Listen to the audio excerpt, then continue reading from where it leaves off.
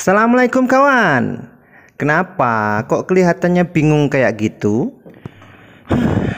Bingung mau bayar kuliah anakku, mau utang, siapa yang percaya sama saya ya? Susah. Jual aja motornya dulu lah, gampang kan? Kalau dijual gimana aku ngojeknya nanti?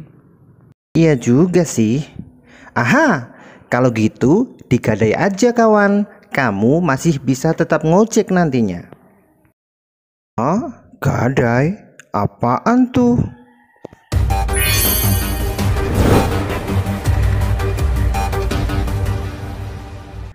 Assalamualaikum sahabat belajar. Sesuai ilustrasi tadi, hari ini kita akan belajar tentang gadai menurut hukum Islam ya, agar nanti suatu saat kalau kita bermuamalah masalah gadai tidak menyeleweng dari ajaran Islam. Baiklah, kita mulai dari pengertian gadai.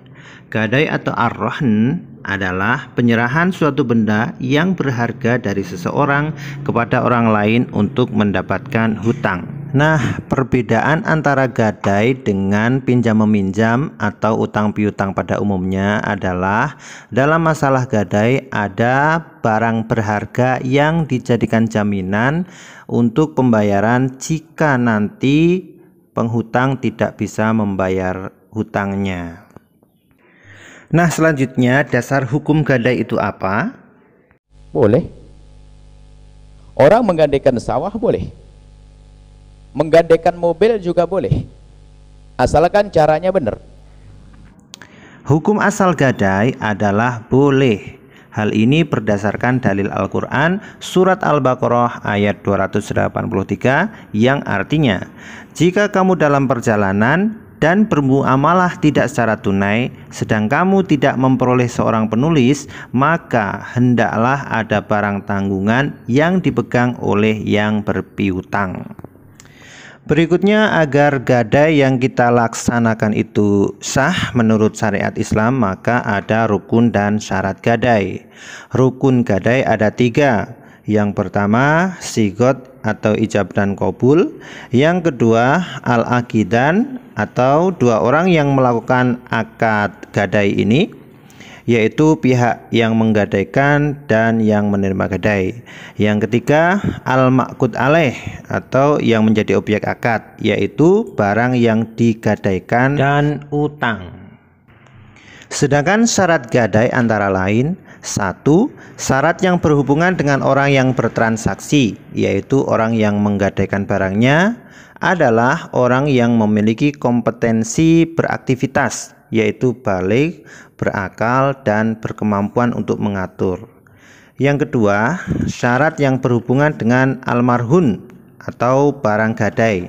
Ada 3 syaratnya. Yang pertama, barang gadai itu berupa barang berharga yang dapat menutupi hutangnya, baik barang atau nilainya ketika tidak mampu melunasi. Yang kedua, barang gadai tersebut adalah milik orang yang menggadaikannya atau yang diizinkan baginya untuk menjadikan sebagai barang jaminan.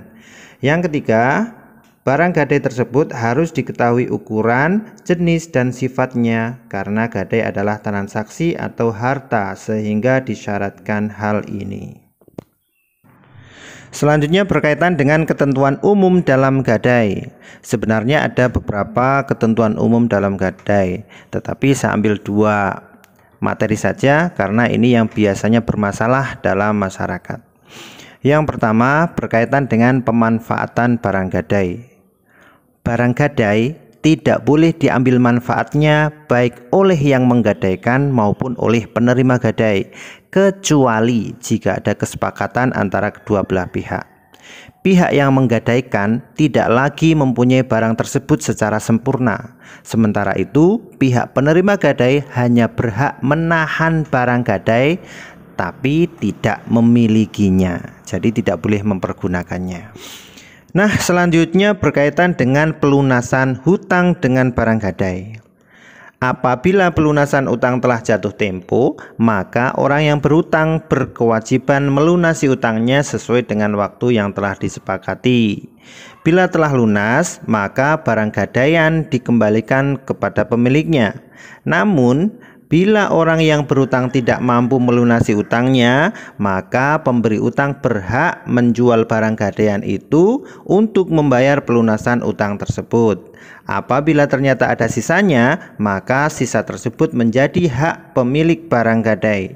Sebaliknya, jika harga barang tersebut belum dapat melunasi utangnya, maka orang yang menggadaikannya tersebut masih menanggung sisa utangnya. Dan ini harus disepakati kembali berkaitan dengan pelunasannya. Gimana sahabat belajar? Sudah paham tentang gadai? Jangan sampai salah dalam praktek gadai nantinya ya.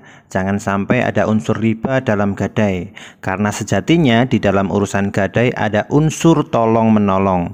Jadi tidak boleh ada keuntungan dari pemberi pinjaman. Ingat, barang gadai atau jaminan tidak boleh dimanfaatkan oleh siapapun kecuali ada kesepakatan lainnya.